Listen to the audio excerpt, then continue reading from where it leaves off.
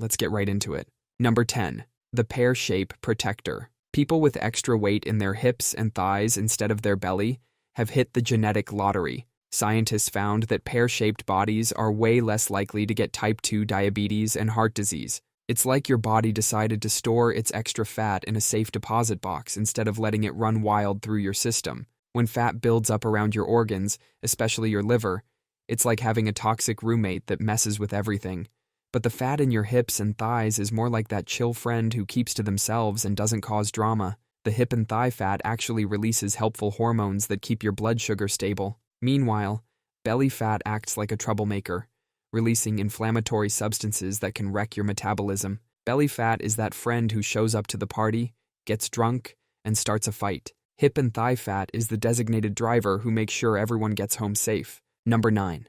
The cold adapted nose. People from cold climates tend to have longer, narrower noses, and these noses are actually natural air conditioners that help fight off diseases. Your nose works like a hallway that air has to walk through before it gets to your lungs. The longer and narrower that hallway is, the more time your body has to warm up and moisturize that air. It's like having a tiny sauna in your face. Scientists found that people with these longer noses are better at fighting off respiratory infections. When cold air hits your airways directly, it's like throwing ice water on your immune system. This makes you more likely to catch whatever bug is going around. But with a longer nose, that air gets preheated before it hits your sensitive airways. These noses also produce more extracellular vesicles, tiny defenders that patrol your nose and attack any virus trying to sneak in. This nose shape evolved over thousands of years as people moved to colder climates. It's not a big nose.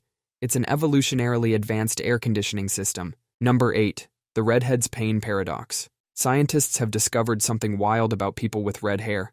They feel pain differently than everyone else. It all comes down to a gene called MC1R. This gene isn't just responsible for giving redheads their fiery locks. It's also messing with their entire nervous system. Redheads need about 20% more anesthesia during surgery than other people. They're literally harder to knock out. While redheads need more drugs to be knocked out, they're actually better at handling certain types of pain. They can tolerate spicy food better than most people, and they're champions at dealing with stinging pain. However, they're super sensitive to temperature changes. Cold and heat hurt them more than other people. So while they might handle a tattoo like a champ, an ice bath would be their worst nightmare. Scientists think this is because the MC1R gene affects how the brain processes pain signals.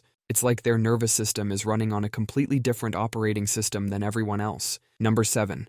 The Allergy Shield. Your eyes get itchy, your nose runs like a broken faucet, and maybe you've got patches of eczema, but your allergies might actually be protecting your brain.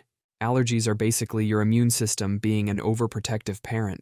It's constantly on high alert, freaking out over every little thing that enters your body. Scientists have found that people with allergies have a significantly lower risk of developing certain brain tumors. Your immune system is like a nightclub bouncer that's had way too much coffee. It's so hyped up that it's not just keeping out the usual troublemakers like pollen and dust, it's also catching the really sneaky ones trying to slip in, like cancer cells. Your hyperactive immune system runs around your body like a paranoid security guard. When it finds something that shouldn't be there, whether it's pollen or a potential tumor cell, it goes into full SWAT team mode.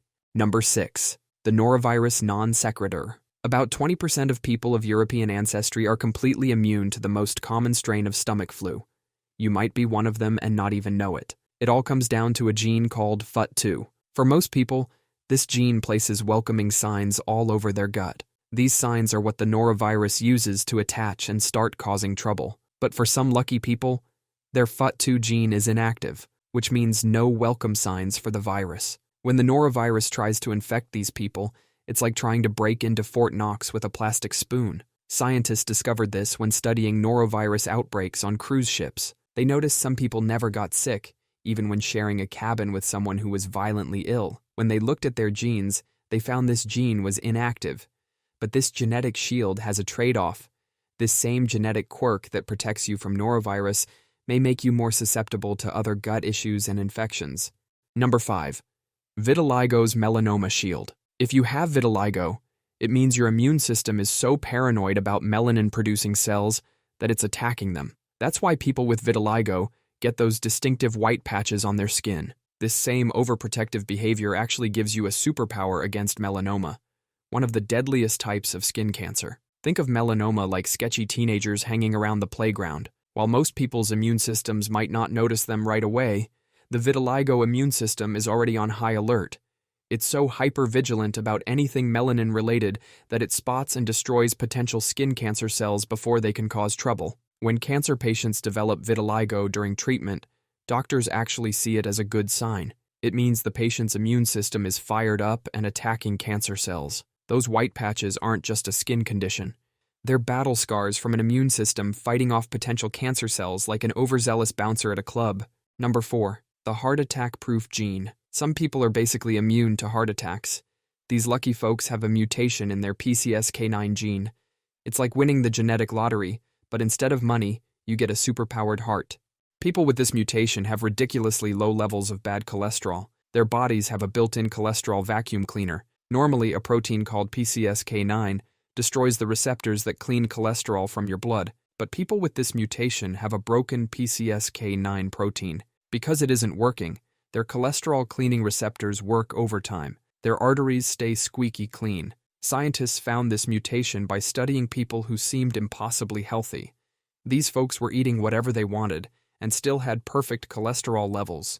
Drug companies created medications that mimic this mutation. These drugs can cut your risk of a heart attack in half, but they can cost thousands of dollars per year, while about 2 to 3% of people have some version of this mutation for free. Number 3. The Malaria Shield. In Africa thousands of years ago, malaria devastated entire villages, but some people were untouchable. They walked through mosquito-infested areas completely immune. These survivors had blood cells shaped like tiny crescents, a condition called sickle cell trait. Having this trait from just one parent was like winning the genetic lottery. Your blood became lethal to malaria parasites. Malaria parasites are like house burglars. They break into red blood cells, settle in, and multiply. But in sickle cell blood, they're breaking into a death trap. The parasites can't reproduce, can't move, and ultimately die. Scientists discovered people with this trait are about 90% less likely to die from severe malaria. That's more effective than many modern anti-malaria drugs. But this protection had a twisted price. If 2 people with the trait have children, their child might get sickle cell disease, which is devastating. Nature's deal was clear: protection from malaria in exchange for a serious potential risk. This is why sickle cell trait remains common in malaria-heavy regions. The protected survived and passed on their genes. Number 2. The athletic heart. Some people's smartwatches show heart rates of 45 or 50 beats per minute while resting. These people aren't dying. They might actually live longer than the rest of us. This is called an athletic heart, a superpower developed through exercise. Your heart is like a car engine. Most hearts are like regular cars that need to rev higher to get the job done. But through consistent exercise, some people turn their hearts into finely tuned engines. These upgraded hearts can pump the same amount of blood with far fewer beats. Studies show that people with lower resting heart rates are less likely to get heart disease. They're less likely to have heart attacks. They tend to live longer too. When you exercise regularly, your heart adapts by getting bigger and stronger. Each pump becomes more powerful, so it doesn't need to pump as often. The average person's heart needs 60 to 100 beats per minute for the same job.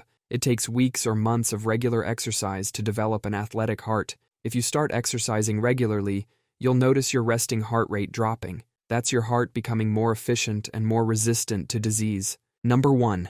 The HIV Immunity Gene. About 1% of people with European ancestry have a genetic mutation called CCR5 delta 32. This mutation removes the doorway that HIV uses to break into your immune cells. Their immune cells are like a fortress with no doors. The virus can't get in no matter how hard it tries. This whole discovery came from studying people who seemed impossible to infect with HIV. These people could be exposed to the virus multiple times and still not get sick. When doctors investigated, they found these people were missing a tiny piece of DNA. This missing piece meant their bodies couldn't make the CCR5 receptor. This mutation probably became more common during the Black Death in medieval Europe. Scientists think it might have helped people survive the plague. So these people's ancestors survived one of history's deadliest pandemics.